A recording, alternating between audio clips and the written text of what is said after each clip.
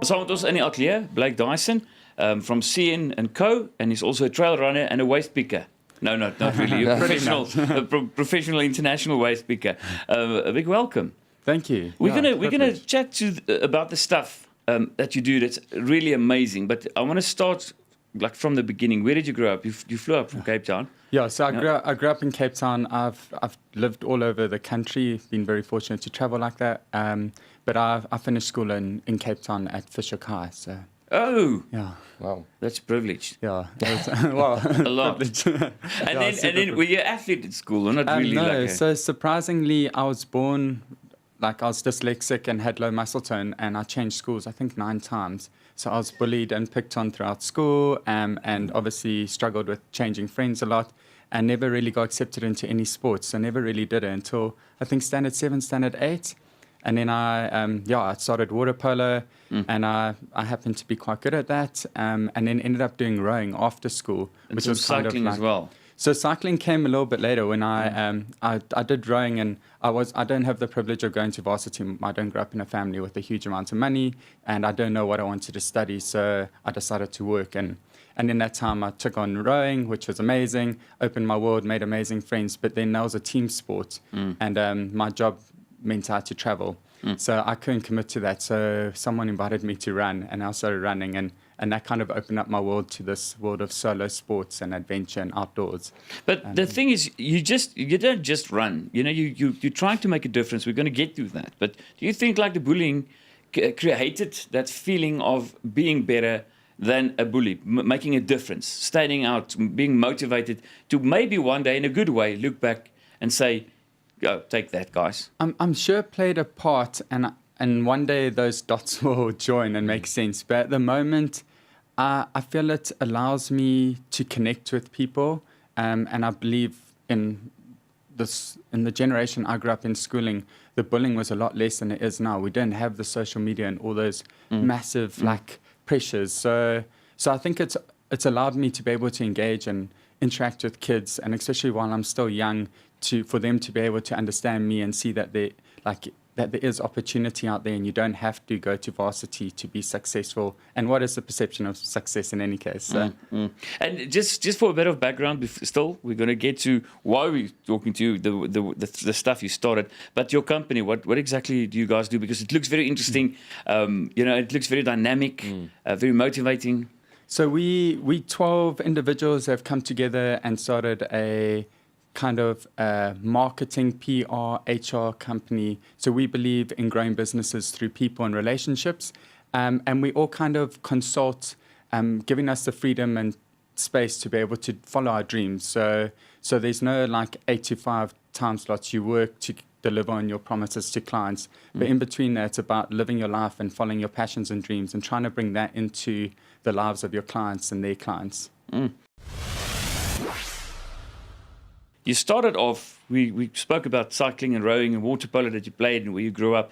But then you did a half marathon in Knysna, not knowing how far a half marathon is. You just started running.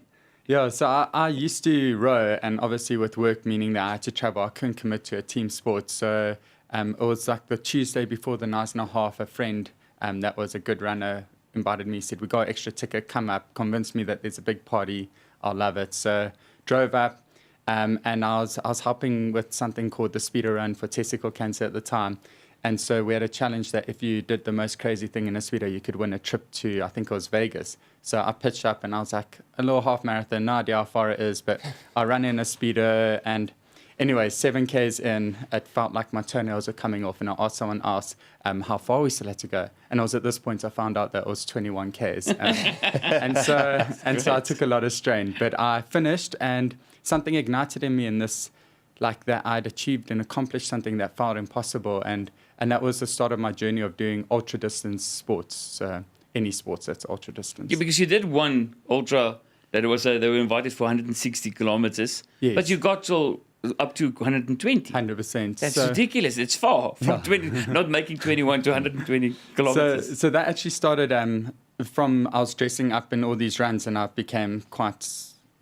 got recognized for dressing up and creating awareness and having fun on trails. So I got invited to lots of events. And then I got invited to take part in a 100 miler, so 160k trail run, unassisted, to raise money and funds for a lady at the time wasn't my friend, but became a friend who was fighting breast cancer.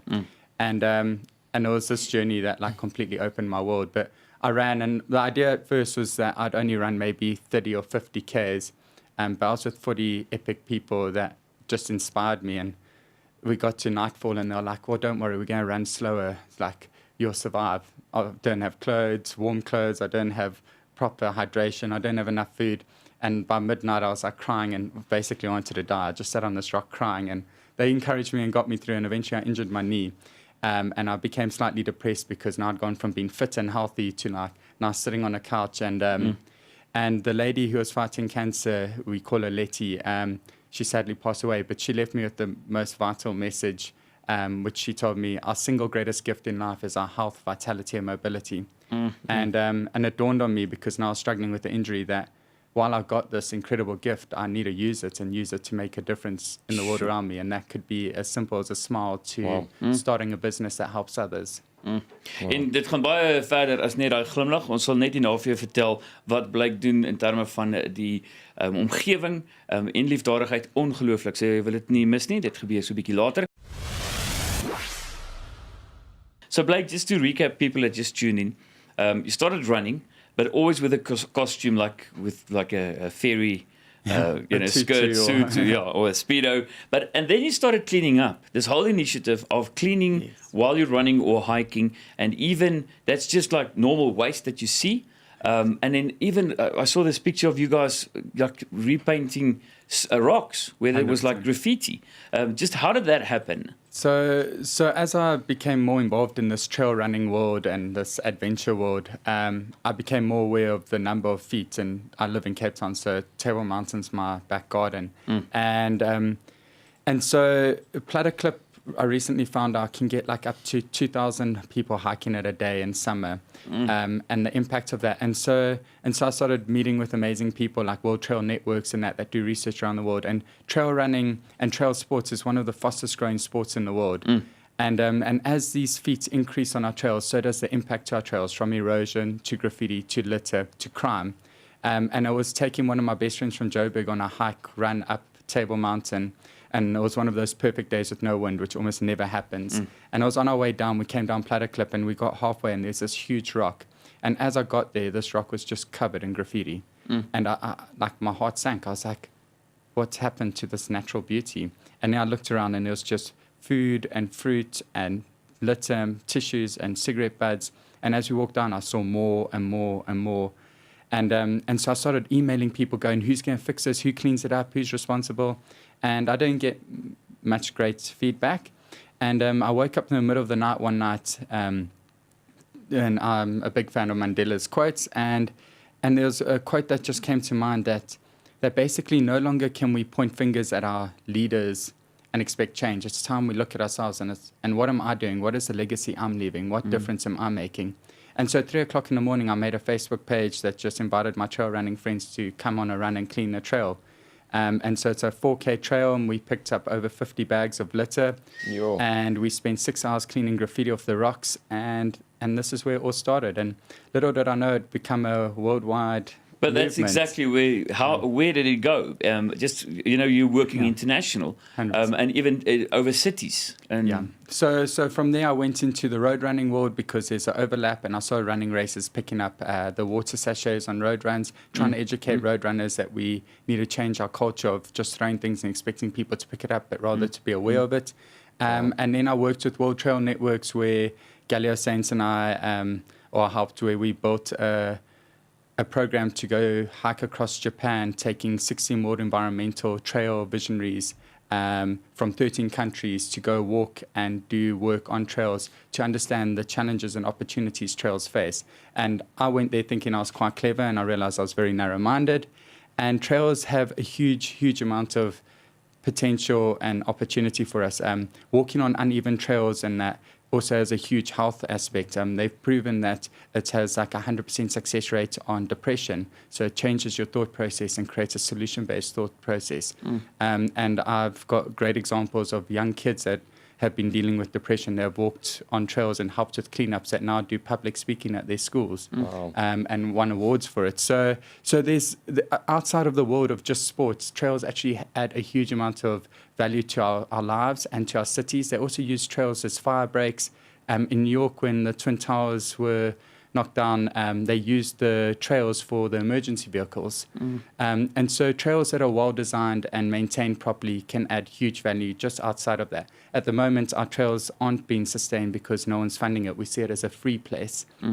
And so Love Our Trails is really this organization I started that just basically creates conversation around it and puts a little bit of pressure in the right places so people start asking the right questions, so that funding goes where it needs to go, so that my grandkids and their kids one day will have this opportunity to walk up a mountain and see natural beauty without fearing being attacked or robbed or seeing litter or graffiti. And I think our perception of what litter is warped. Yeah. We think maybe tissues and plastic bottles it's wider. Even now, we had the spill with the little plastic, 100%. the little plastic stuff, you know. Yeah, those little beads. And the little beads, and everyone needs to help with that.